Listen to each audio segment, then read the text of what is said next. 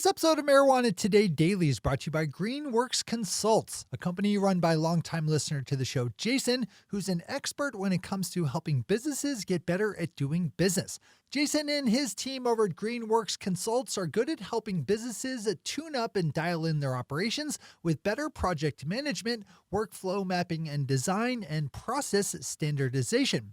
Learn more about what Greenworks Consults is up to over at greenworksconsults.com with works spelled W-O-R-X. That's greenworksconsults.com.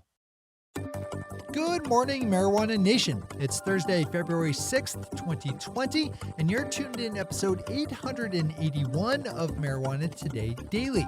I'm your host, Shay Gunther, and I'll be walking you through today's marijuana news and headlines. As always, we have a full and busy day of cannabis news in our hands, so let's jump right into it. We lead off today's news in Massachusetts, where yesterday the state house advanced a bill handing authority over host community agreements needed in the legal cannabis industry to the state's Cannabis Control Commission.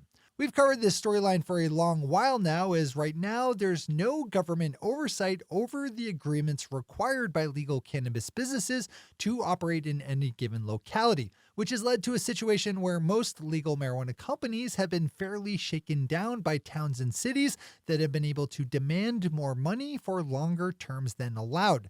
The bill passed out of the House yesterday would give the power to oversee and approve those agreements to the Cannabis Control Commission and passed by a vote of 121 to 33. The legislation must now make its way through the Massachusetts State Senate, so we'll keep an eye on it.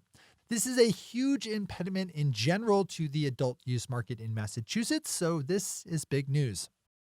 Ben Adlin, writing for the first time ever over at Marijuana Moments, has a good update on Vermont Senate Bill 54, a piece of proposed legislation that we've covered recently here that would set up a taxed and regulated sales program in a state that in 2018 allowed for adults of age to own, grow, use, and share cannabis, but not to sell or buy.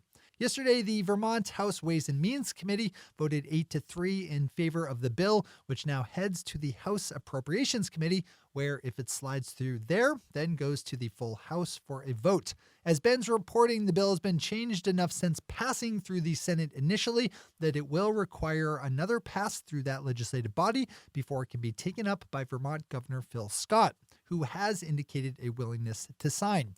The most current markup of the bill would set up a 20% overall tax rate made up of a 14% excise tax and a 6% sales tax, estimated to bring in just $1.3 million in state revenue in fiscal year 2020, but that would grow to more than $60 million by 2025. Swing over to Ben's story on Marijuana Moment for more here if you want. As always, we have all the news we cover linked to on our website at mjtodaydaily.com.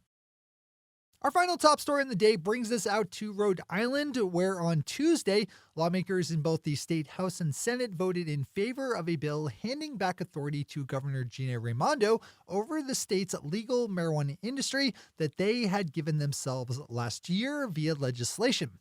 This one is fairly packed with detail and historic beef between the governor and lawmakers, but entails special powers lawmakers carved out for themselves last year over the industry after Governor Raimondo tried to restrict 6 new dispensaries from growing their own cannabis.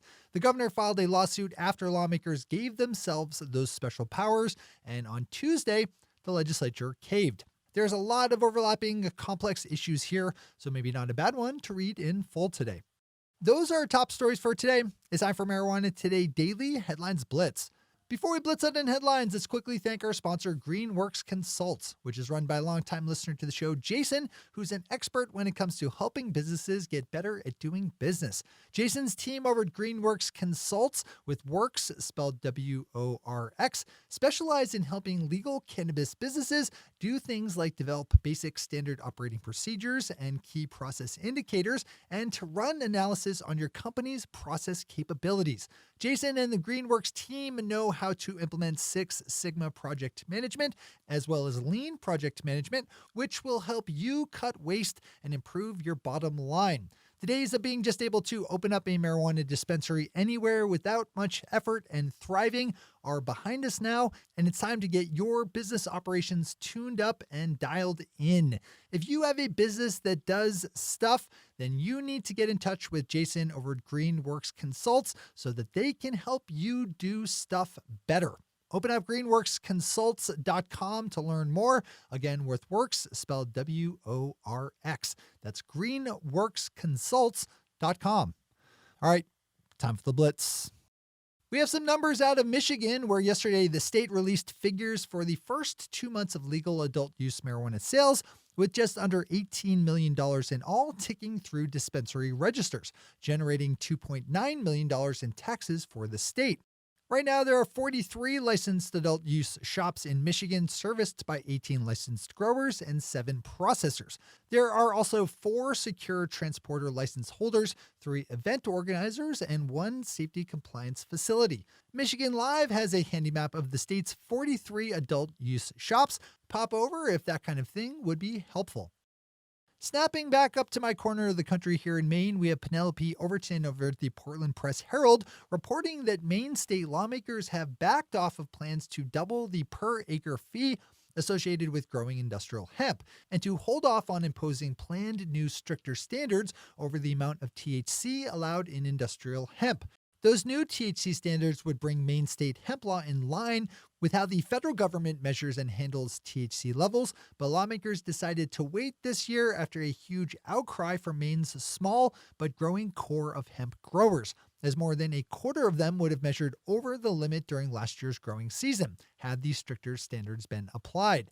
And since federal law requires that any hemp plants measuring over the official mark of 0.3% THC be destroyed, it's an expensive hit to any farmer's pocket.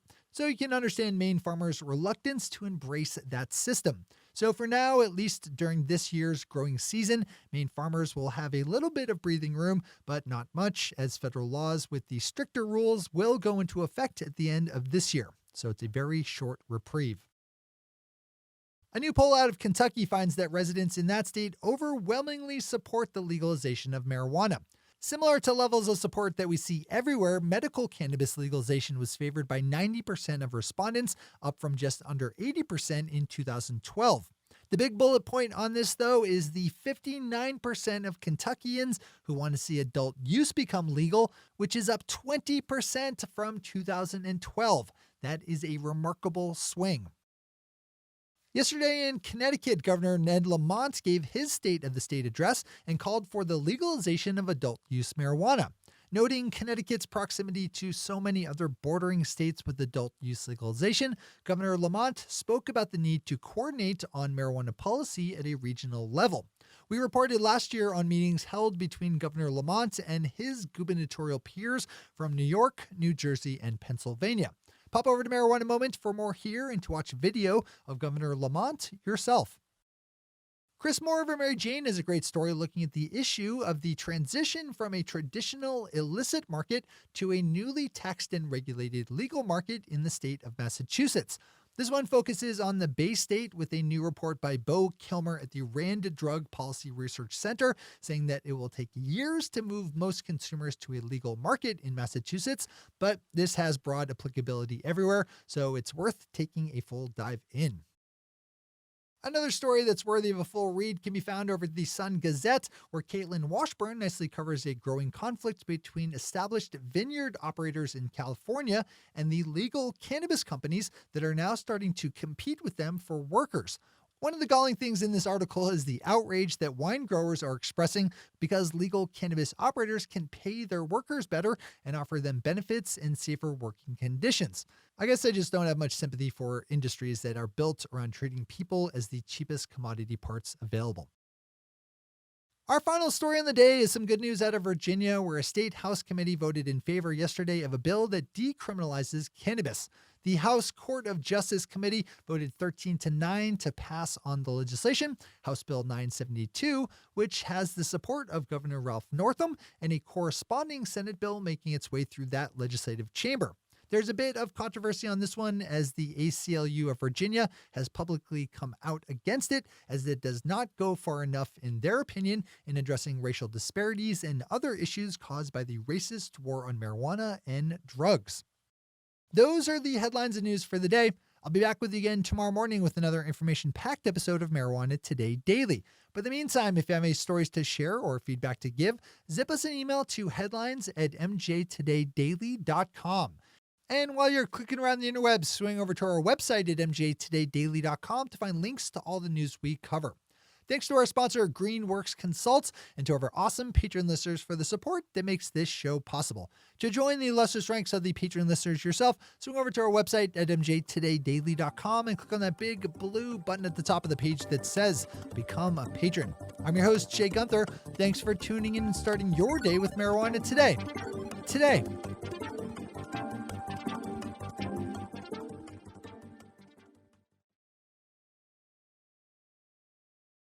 One take, Shay. One take.